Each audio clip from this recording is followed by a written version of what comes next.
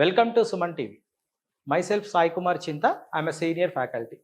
మనం గత 4-5 వీడియోల ద్వారా ఏంటంటే ఒక మధ్యతరగతి కుటుంబం యొక్క దినచర్యలో భాగంగా 5 పాత్రలు కూడా మానసికంగా ఏ విధంగా కుంగుబాటుతనానికో లేక ఏ విధంగా సంఘర్షణ పడ్డాయో తెలుసుకున్నాం.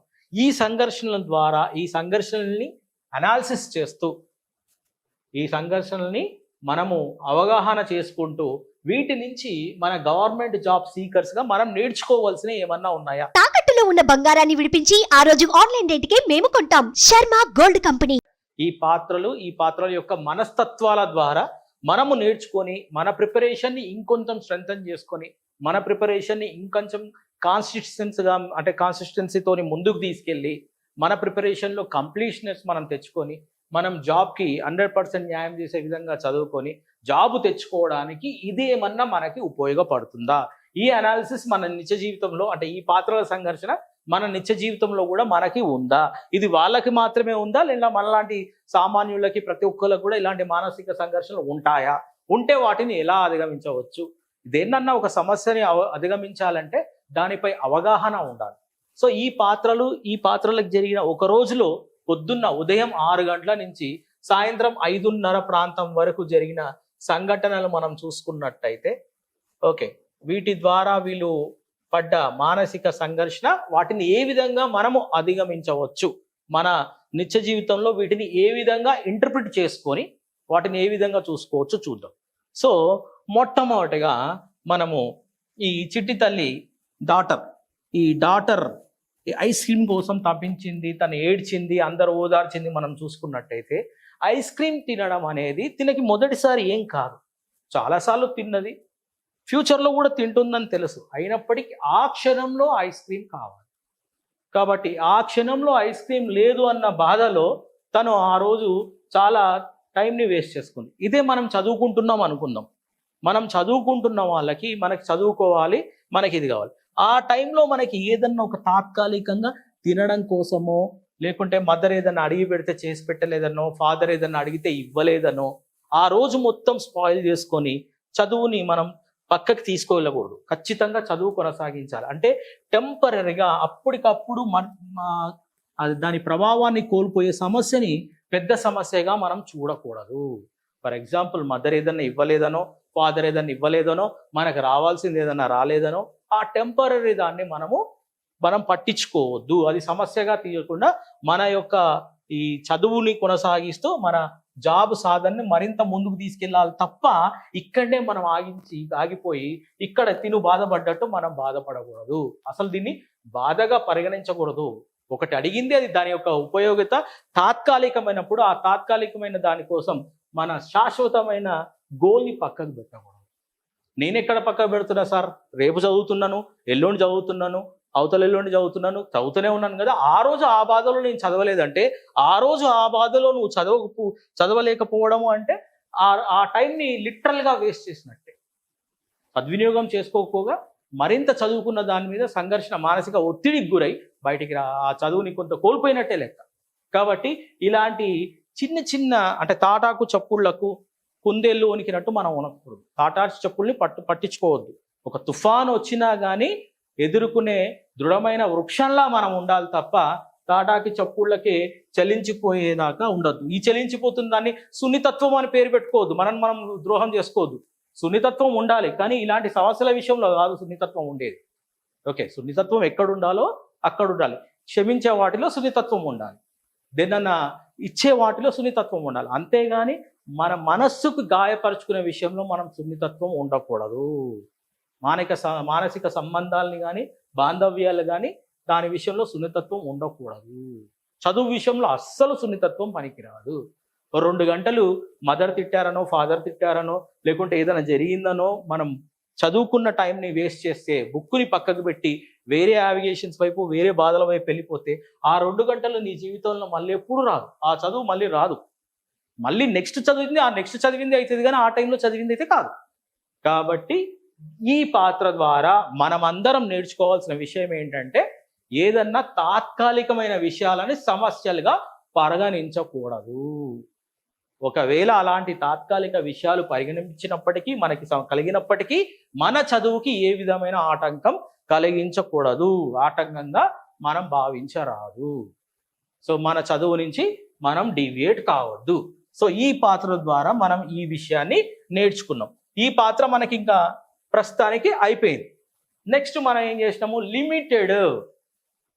అంటే లిమిటెడ్ అంటే ఏంటి, ఈసారి నువ్వు ఆడలేదు ఒప్పుకుంటాను, కానీ మళ్ళీ ఎప్పుడన్నా వచ్చే క్రమంలో నీకు ఆడడానికి ఛాన్స్ ఉంటుంది, మళ్ళీ బెట్ కట్టడానికి ఉంటుంది, మళ్ళీ ఉంటుంది. ఈసారి వచ్చిన దాన్ని ఏమంటారంటే ఈ విషయంగా నువ్వు ఊరికి వచ్చింది ఫైనల్ ఏం కాదు, ఇది మళ్ళీ రావని కాదు, మళ్ళీ నీ చెట్టు పోతుందని కాదు. సో ఖచ్చితంగా నీకు ఫ్యూచర్ ఆపర్చునిటీస్ ఉన్నవి, ఇది లిమిటెడే.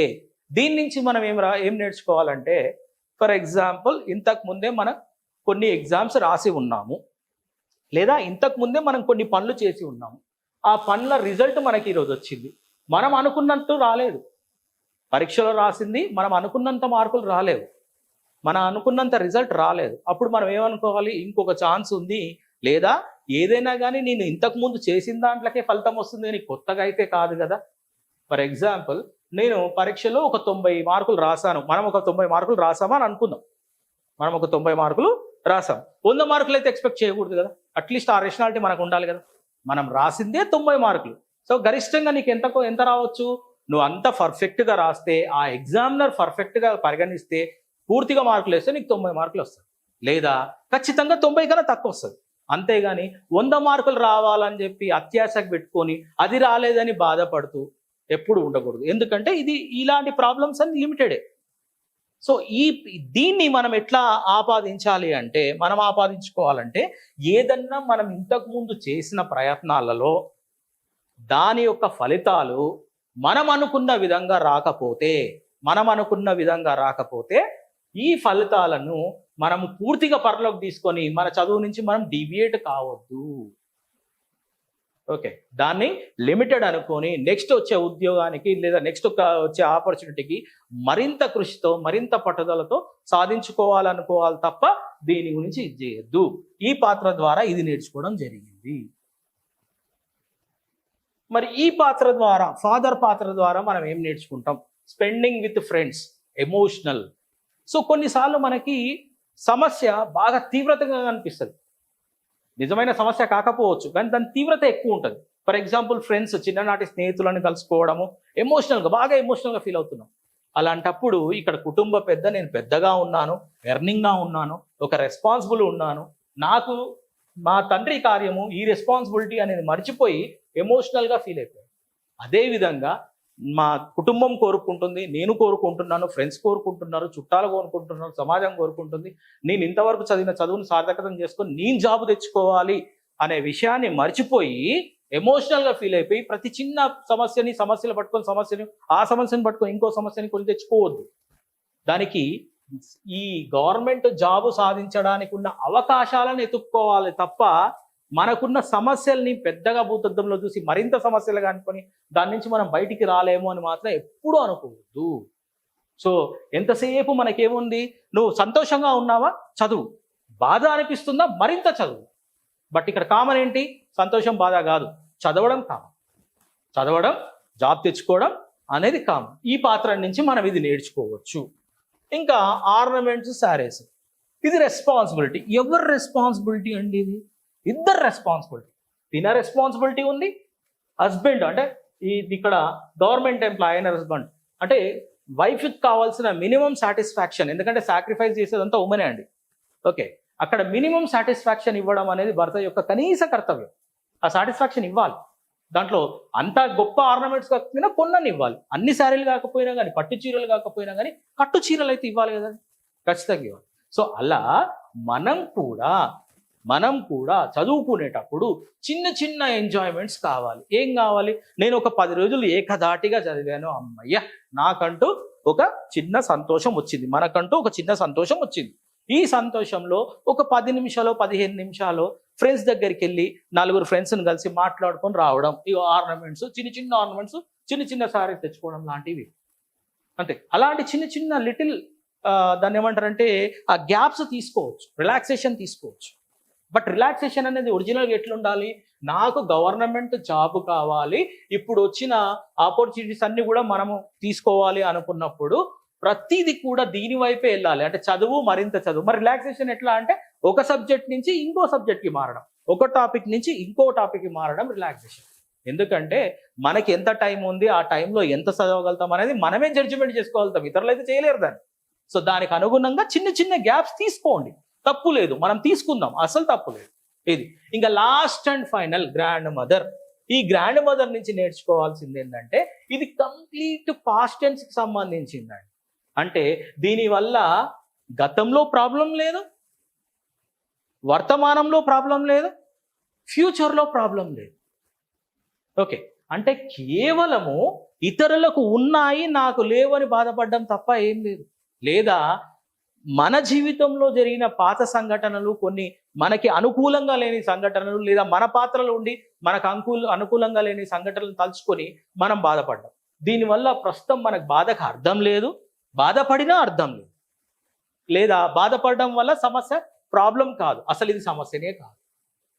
సో ఇలాంటి మనం గతాన్ని తలుచుకొని, గతంలో మనం చేసిన కొన్ని తప్పుడు కార్యక్రమాలు కావచ్చు, తప్పుడు నిర్ణయాలు కావచ్చు, లేదా మనకు జరిగిన తప్పులే కావచ్చు, మన ప్రమేయం లేకపోయినా కానీ వాటిని మనం తలుచుకొని కుమిలిపోయి ప్రస్తుతం చేయాల్సిన వర్క్ను సరిగ్గా చేయక ఫ్యూచర్లో మనం గందరగోళాన్ని పడేసుకుంటాం. ఇప్పుడు ఈరోజు పర్ఫెక్ట్గా మనం చదవగలిగితేనే రేపు మనకి పర్ఫెక్ట్గా ఆన్సర్ చేసే ఎబిలిటీ ఉంటుంది. ఇప్పుడు సమయాన్నంతా మనం వృధా చేసుకొని రేపు ఎగ్జామ్లో మాత్రం రేషనల్గా రాస్తామంటే ఎంతవరకు న్యాయం అండి? ఇది అసలు న్యాయమే లేదు. కాబట్టి ఈ పాస్ట్ టెన్స్ని మనం అస్సలు పరిగణించాల్సిన అవసరం లేదు. ఎందుకంటే లైఫ్ మనది, ఫ్యూచర్ మనది, గోల్ మనది, సాధించాల్సింది కూడా మనమే, దానికి కృషి చేయాల్సింది కూడా మనమే. ఖచ్చితంగా కృషితో నాస్తి దుర్భిక్షం అంటారు. అంటే ఏంటి? సాధన ఉంటే ప్రతిదాన్ని సాధించవచ్చు. ఓకే, దుర్భిక్షాన్ని కూడా ప్రారంభించవచ్చు ఇంత మంచిగా. సో ఈరోజు ఈ పాత్రలన్నింటినీ చూసుకొని వాళ్ళ ప్రాబ్లంని మన చదువులో, లేదా మన వర్కులో, లేదా మన లైఫ్లో మనం ఎవరికి వాళ్ళము వచ్చినట్టు విధంగా ఆపాదించుకొని మనం అందరం కూడా మన ఫ్యూచర్ని, మన జాబ్ని, గవర్నమెంట్ జాబ్ని సాధించడం అనేది చాలా బాగా చేసుకుంటామని ఆశిస్తూ మీ Sai Kumar. Thank you Suman TV for giving such wonderful opportunity.